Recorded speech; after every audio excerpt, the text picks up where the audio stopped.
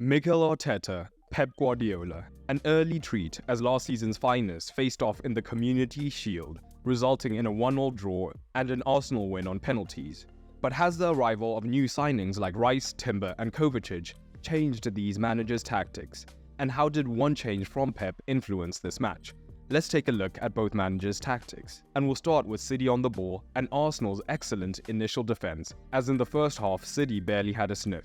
In this match, Pep changed up from his usual system, as he operated with a genuine double pivot of Kovacic and Rodri, rather than the single pivot he usually opts for that will then transform into a double pivot.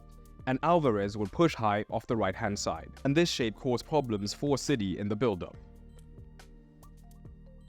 Arsenal were aware that City's strengths lie through the centre of midfield, and therefore looked to do everything in their power to prevent City's midfielders getting on the ball in good space. The Arsenal shape would shift into a 4-4-2, with Odegaard joining Havertz in the press, and rather than pressing the centre-backs, they could sit deeper if needed, so that Kovacic and Rodri would struggle to get onto the ball. Arsenal rarely stayed in this shape though, as they still wanted to be aggressive in the press, so Rice would often find himself behind his front two.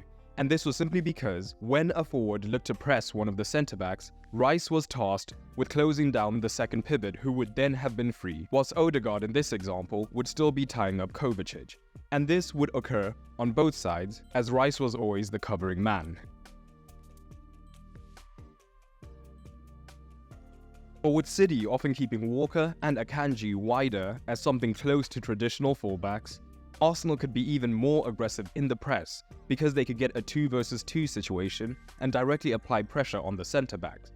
If they had kept this shape, Rice would have been overloaded in this phase. So once again, Arsenal could be aggressive with Partey looking to join Rice, making that central play much more difficult. There was the danger of Alvarez being found between the lines, however this is where we saw a potential weakness of Pep's new shape. We saw last season he operates with the box midfield. So for example, it would have looked something like this. So if Arsenal had pressed in this shape, there was the danger of one of the two free eights being found between the lines. Even if they had kept one midfielder deeper, it could still potentially be a 2 versus 1 situation. And it wasn't just about the structure, because Alvarez is a natural forward as we know, so he has less capacity to naturally drop into these deeper midfield regions and pick up the ball.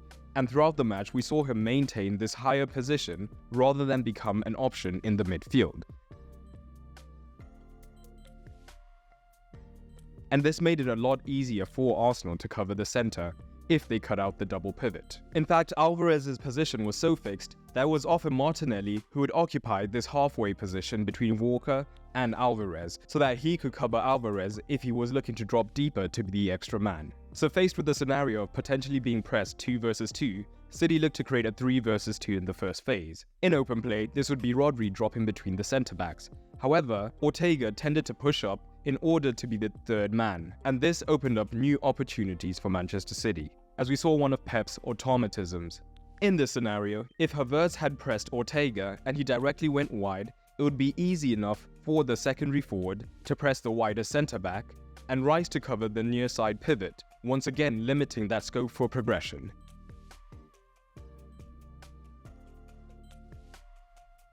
So City had to do something a little bit different. Instead, what we would see is Ortega keeping his foot on the ball to initially draw a forward. And despite this double pivot being under concerted pressure, Ortega would almost always like to play his first pass into one of the pivots.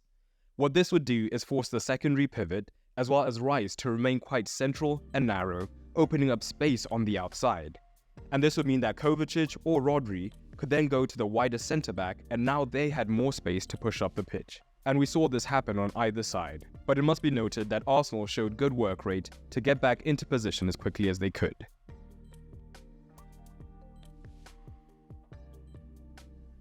Arsenal's press was so good in that first half that City struggled to get good possession higher up the pitch. And one of the ways they looked most dangerous when Arsenal were defending in this 4-4-2 was when Grealish tended to move in more centrally in order to draw Ben White with him.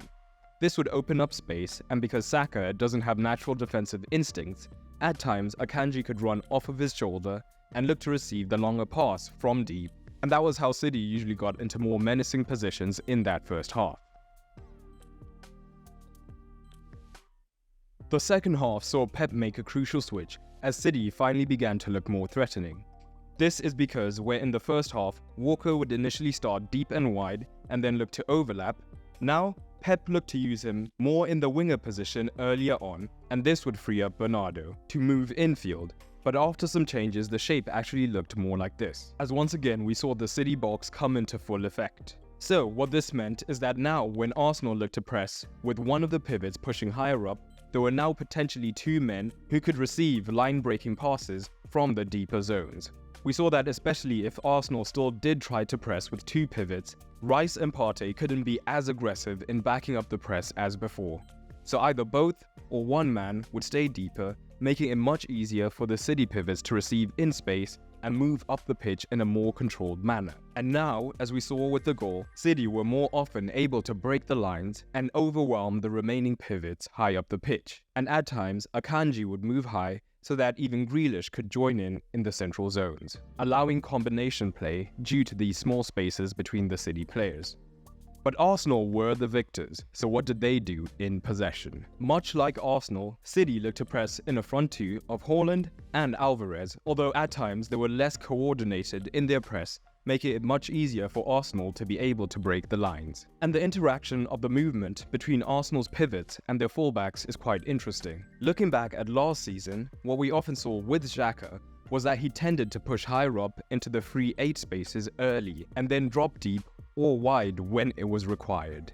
With Rice, he tends to start deeper instead and then push up into the higher spaces when it's required. A slight difference, but a difference all the same. So, against this front two press of City's, Arteta also wanted to have the 3 versus 2 advantage. And this could be either through White tucking in and Timber pushing high, or it could be vice versa, as Timber is also happy to push in. But what we often saw is that by using this double pivot, both men were happy to drop in when required, with Rice often filling in at left centre-back, allowing Timber into a higher zone. One thing that this could do is free up Ben White to push higher up the pitch early and create somewhat of a 2 versus 1 against Akanji.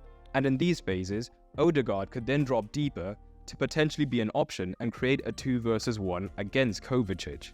But at the same time, Saka could stay wide, or he could move in to receive the line-breaking pass as attention was on Odegaard.